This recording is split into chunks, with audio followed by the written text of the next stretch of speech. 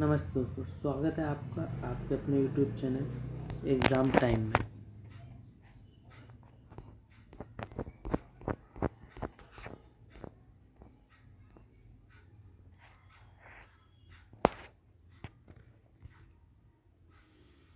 नमस्ते दोस्तों, स्वागत है आपका आपके अपने चैनल एग्ज़ाम टाइम में।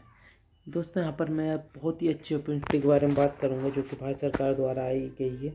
इंटेलिजेंट ब्यूरो IBM बहुत ही अच्छी वैकेंसी निकली है, बहुत ही अच्छी पोस्टर निकली है जिसके लिए आप अप्लाई कर सकते हैं।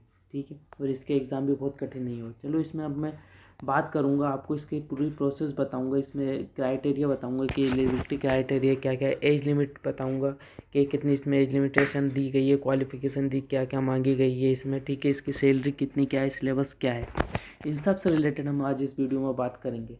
तो चलिए दोस्तों, शुरू करते हैं। सबसे पहले हम बात कर लेते हैं इसके नोटिफिकेशन के बारे में।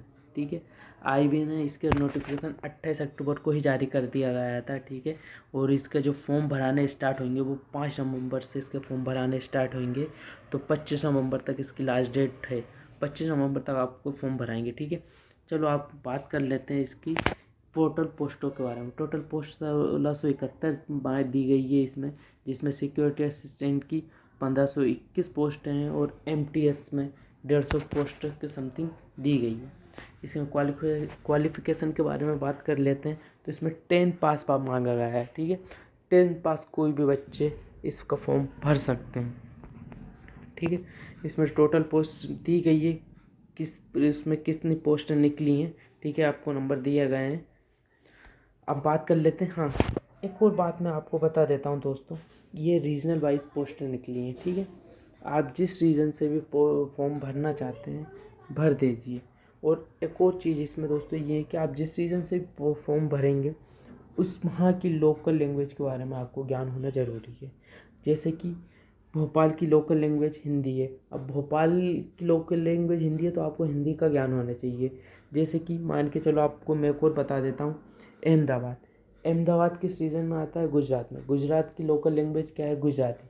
तो अगर आप गुजरात से फॉर्म भरेंगे तो वहाँ पर आपको गुजराती भाषा का बेसिक सा नॉलेज होना चाहिए। ठीक है, उसी क्षेत्र में आपके एग्ज़ाम कंडक्ट किए जाएंगे जहाँ से भी आप भरेंगे। ओके दोस्तों, आगे देख लेते हैं अपन, इसमें एज रिलैक्सेशन देख लेते हैं। तो जो सिक्योरिटी असिस्टेंट की वो 18 से 25 वर्ष के बीच के बच्चे इसका फॉर्म भर सकते हैं। और MTS में 18 से 27 वर्ष की आयु के बच्चे इसका फॉर्म भर सकते हैं। ठीक है, अब एज रिलैक्सेशन की बात कर लेते हैं। तो दोस्तों, OBC के लिए 3 वर्ष का एज रिलैक्सेशन दिया गया है और ST SC के लिए 5 वर्ष का एज रिलैक्सेशन दिया गया है। ठीक है दोस्तों, अब हम पे स्केल के बारे में आपको बता देता हूँ। तो पे स्केल जो है IB सिक्योरिटी असिस्टेंट का वो 21 से 70 हज़ार के समथिंग दिया गया है। इसमें आपके अलाउंसेस भी जुड़े हुए हैं दोस्तों। और MTS में जो पे स्केल है वो 18 से 56 हज़ार का है, जिसमें आपके अलाउंसेस भी इंक्लूडेड हैं। अब हम थोड़े इसके लिए अपन देख लेते हैं दोस्तों, इसका सिलेबस क्या है। जो IB और MTS है, दोनों को एग्ज़ाम जो पहला है वो सबका कॉमन होगा दोस्तों। और अगर दोस्तों एक और जानकारी मैं आपको इससे रिलेटेड दे देता हूँ, क्या अगर आप दोनों का फॉर्म भरना चाहते हैं तो दोनों का फॉर्म भर सकते हैं। इसकी कोई एक्स्ट्रा फीस नहीं ली जाएगी आपसे। ठीक है, कोई एक्स्ट्रा फीस नहीं ली जाएगी। अगर आप दोनों में क्वालिफाई करते हैं तो जो मेन जॉब है वो आपकी IB की सिक्योरिटी असिस्टेंट के लिए एलिजिबल माना जाएगा आपको। अगर दोनों एग्ज़ाम क्लियर करते हैं तो IB के लिए आपकी फर्स्ट प्रेफरेंस मानी जाएगी।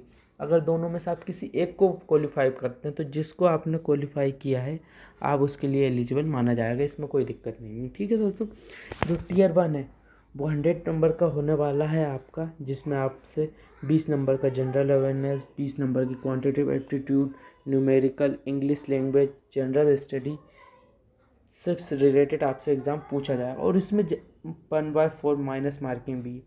ये एग्ज़ाम इतना टफ नहीं होगा दोस्तों, मैं आपको फिर से बताता हूँ।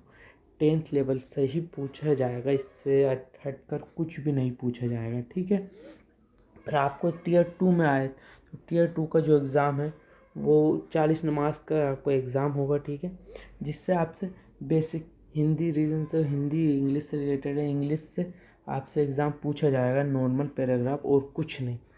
टीयर 3 में देख लेते हैं। अगर आप सिक्योरिटी असिस्टेंट के लिए क्वालिफाई कर लेते हैं टीयर 1, तो आपसे टीयर 2 में 2 टीयर होंगे, सेकंड और थर्ड, ठीक है। और अगर आप एमटीएस से करते हैं तो आपका टीयर सेकंड नहीं होगा, मतलब टीयर सेकंड का जो 10 नंबर का है स्पोकन एबिलिटी वो नहीं होगी, ठीक है दोस्तों।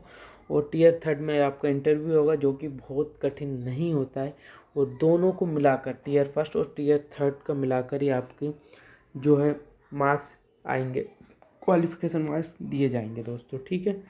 तो इसमें कोई घबराने की बात नहीं। मैं तो आपसे कहूँगा यही कि आप जितने ज़्यादा से ज़्यादा हो सके फॉर्म भरें। वो एग्ज़ाम इसका इतना टफ नहीं आता है। ये भारत सरकार के अंतर्गत जो वैकेंसी है बहुत ही अच्छी वैकेंसी है, ठीक है दोस्तों। और मैं आपसे यही कहूँगा, अगर आपको वीडियो अच्छी लगती है तो लाइक करें, सब्सक्राइब करें, ताकि आने वाली वीडियो भी आपको वैकेंसी के बारे में पता पड़े। Thank you.